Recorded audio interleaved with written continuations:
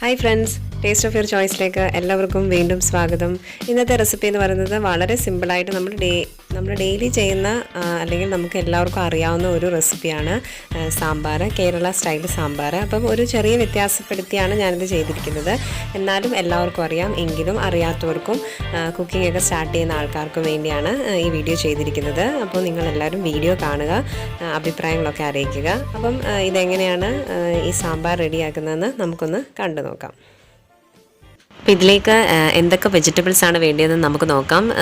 കുറച്ച് വെജിറ്റബിൾസ് ചേർക്കുന്നതാണ് സാമ്പാറിന് നല്ലതെന്നാണ് എനിക്ക് തോന്നിയിട്ടുള്ളത്. അപ്പോൾ ആദ്യമായിട്ട് ഞാൻ എടുത്തിരിക്കുന്നത് പച്ചത്തക്കാളിയാണ്. പച്ചത്തക്കാളി 2 എടുത്തിട്ടുണ്ട്. ചെറിയ ക്യൂബായിട്ട് കട്ട് ചെയ്തെടുത്തിരിക്കുന്നതാണ്. പച്ചത്തക്കാളി ചേർക്കുന്നതുകൊണ്ട് തന്നെ ഞാനിതിനകത്ത് പുളി ചേർക്കുന്നില്ല. പിന്നെ വേണ്ടിയത് വഴുതനങ്ങയാണ്. വഴുതനങ്ങയും ക്യൂബായിട്ട് നമ്മൾ കട്ട് ചെയ്തെടുത്തിട്ടുണ്ട്. പിന്നെ ഒരു വലിയ സവോള ഇതേപോലെ കട്ട് ചെയ്തെടുത്തിട്ടുണ്ട്. ചെറുതാണെങ്കിൽ 2 സവോള എടുക്കാം. പിന്നെ ചെറിയ ഉള്ളി എന്ന് പറയുമ്പോൾ എത്രയും കൂടുതലിടുന്നോ അത്രയും നല്ലതാണ് സാമ്പാറിന്. അപ്പോൾ ഞാനൊരു 15-20 ചെറിയ ഉള്ളി ചെറുതായിട്ട് എടുത്തിട്ടുണ്ട്. 2ആയിട്ട് കട്ട് ചെയ്തെടുത്താൽ മതി ചെറിയ ഉള്ളി. പിന്നെ നമ്മളിതിലേക്ക് ചേർക്കുന്നത് തക്കാളിയാണ്. ഒരു മീഡിയം സൈസ് വലുപ്പത്തിലുള്ള 2 തക്കാളി എടുത്തിട്ടുണ്ട്. ഇതെല്ലാം നമുക്ക് കട്ട് ചെയ്തെടുക്കണം. പിന്നെ ചേർക്കുന്നതെന്ന് പറഞ്ഞാൽ ക്യാരറ്റാണ്. 2 ക്യാരറ്റ്, ചെറിയ ക്യാരറ്റ് എടുത്തിട്ടുണ്ട്.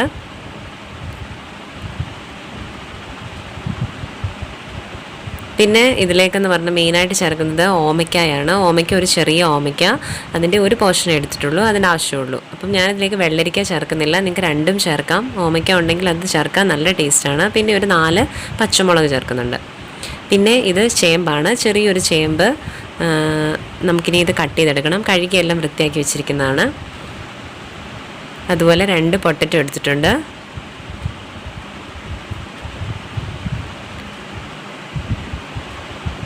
പിന്നെ ചേന, ഒരു ചെറിയ ചേന എടുത്തിട്ടുണ്ട്. പിന്നെ ചെറിയ ഉള്ളി നമുക്ക് കടുവൊക്കെ വറുക്കുന്ന സമയത്ത് യൂസ് ചെയ്യാൻ വേണ്ടി എടുത്താണ്. പിന്നെ വെളുത്തുള്ളി ചേർത്തിട്ടുണ്ട്. വെളുത്തുള്ളി എന്ന് പറയുമ്പോൾ ഒരു 4-5 അല്ലി വെളുത്തുള്ളി എടുത്തിട്ടുണ്ട്. പിന്നെ ചേർക്കുന്നത് സാമ്പാർ തോമരയാണ്. 1/2 കപ്പ് സാമ്പാർ തോമര എടുത്തിട്ടുണ്ട്. അത് നമുക്ക് കഴുകി വൃത്തിയാക്കി എടുക്കണം. പിന്നെ ഇത് വെജിറ്റബിൾസ് എല്ലാം നമുക്ക് മൊത്തത്തിൽ ക്യൂബായിട്ട് കട്ട് ചെയ്തെടുക്കാം.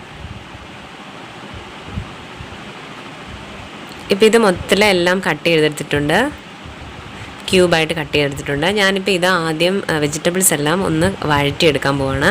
അപ്പം നിങ്ങൾ കുക്കറിൽ വെക്കുന്ന സമയത്ത്, കുക്കറിലാണ്, വലിയ കുക്കറാണെങ്കിൽ അതിനകത്ത് തന്നെ വഴറ്റിയെടുക്കാവുന്നേ ഉള്ളൂ. ഈ ഒരു ഓപ്ഷൻ, അതായത് ഈ ചീനച്ചട്ടിയിൽ ഞാനിത് എടുക്കുന്നതെന്ന് പറഞ്ഞാൽ എൻ്റെ ചെറിയ കുക്കർ ആയതുകൊണ്ട് ഇതിനകത്ത് വഴറ്റുന്നതേ ഉള്ളൂ. അപ്പോൾ നമുക്ക് അതിലേക്ക് കുറച്ച് വെളിച്ചെണ്ണ ഒഴിച്ചു കൊടുത്തിട്ട് ഇതൊന്ന് വഴറ്റിയെടുക്കാം. വെജിറ്റബിൾസ് മൊത്തത്തിൽ വഴണ്ടി വരരുത്, ചെറുതായിട്ടൊന്ന് വഴറ്റിയാൽ മതി. ആവശ്യത്തിന് ഉപ്പ് കൂടി ഈ സമയത്ത് ചേർത്ത് കൊടുക്കുന്നുണ്ട്. ഇനി ഇതൊന്ന് വഴറ്റി കൊടുക്കുക. ഇതിനകത്തെ വെള്ളം എല്ലാം ഒന്ന് പോകുന്നത് വരെ ഒന്ന് വഴറ്റിയാൽ മതി. അല്ലാതെ വെജിറ്റബിൾസ് ഉടയുന്നത് വരെ ഒന്നും വഴറ്റിയെടുക്കണ്ട. ചെറുതായിട്ടൊന്ന് വഴണ്ടാൽ മാത്രം മതി.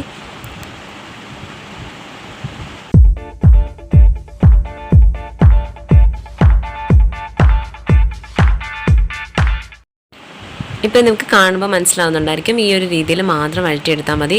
അപ്പം ഇതേപോലെയാണ് വഴണ്ടി വരേണ്ടത്.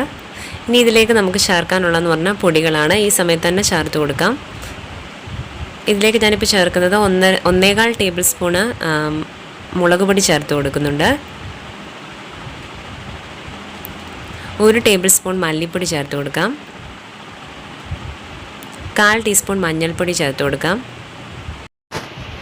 പിന്നെ സാമ്പാർ പൊടിയാണ്. സാമ്പാർ പൊടി ഒരു 3 ടേബിൾ സ്പൂൺ ചേർത്ത് കൊടുക്കുന്നുണ്ട്.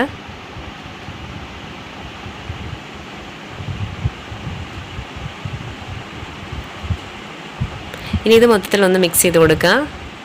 മസാലയുടെയൊക്കെ പച്ചമണം മാറുന്നത് വരെ ഒന്ന് മിക്സ് ചെയ്ത് കൊടുക്കാം.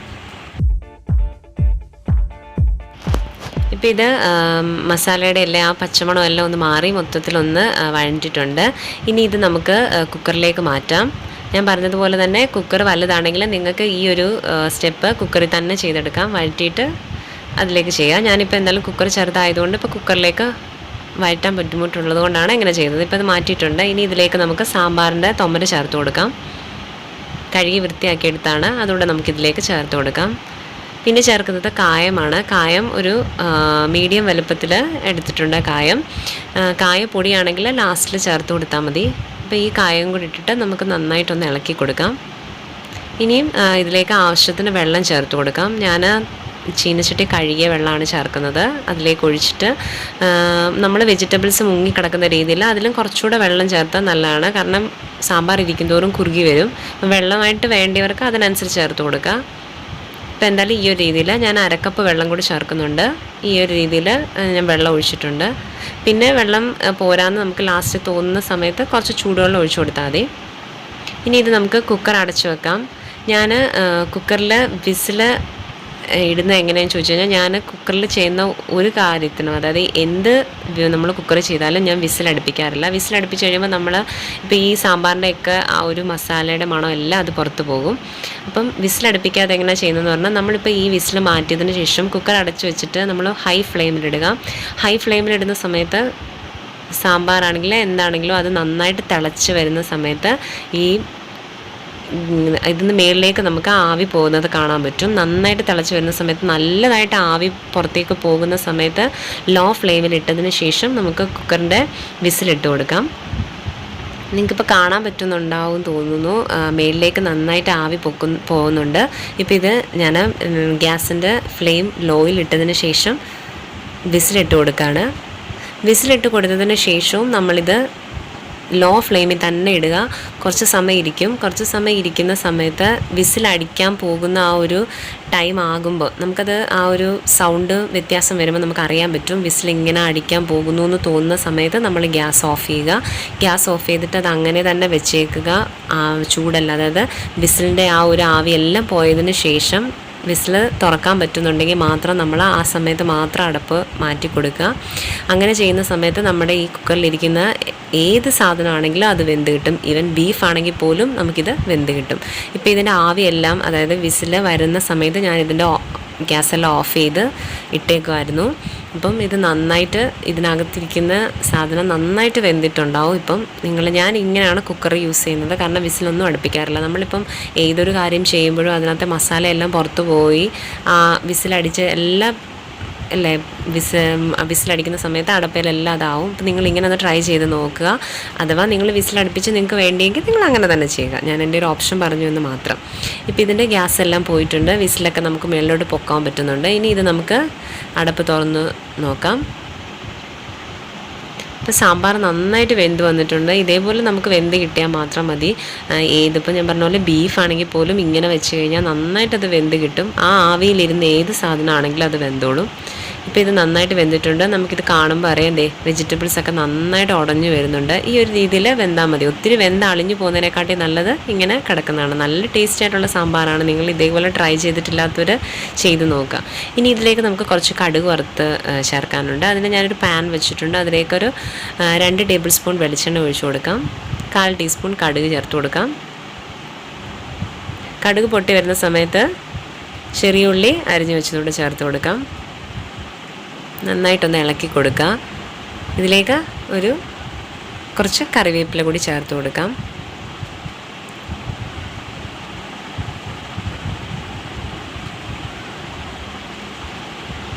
ഒരു ചുവന്ന മുളക് 2ആയിട്ട് മുറിച്ചാണ്, അതുകൂടെ ചേർത്ത് കൊടുക്കുക. അപ്പോൾ ഇത് നന്നായിട്ട് മൂത്ത് വന്നിട്ടുണ്ട്. ഇത് നമുക്ക് സാമ്പാറിലേക്ക് ചേർത്ത് കൊടുക്കാം.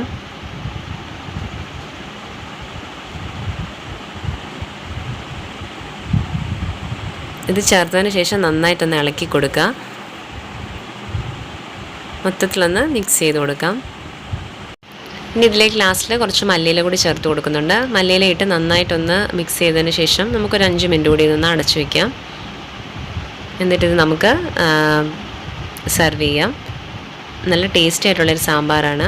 നിങ്ങളെല്ലാവരും ട്രൈ ചെയ്ത് നോക്കണം. നിങ്ങളെൻ്റെ വീഡിയോ ആദ്യമായിട്ടാണ് കാണുന്നതെങ്കിൽ ഇതുവരെ സബ്സ്ക്രൈബ് ചെയ്തിട്ടില്ലാത്തവരാണെങ്കിൽ വീഡിയോയുടെ താഴെ ഒരു റെഡ് സബ്സ്ക്രൈബ് ബട്ടണുണ്ട്. അതിലൊന്ന് ക്ലിക്ക് ചെയ്യുക.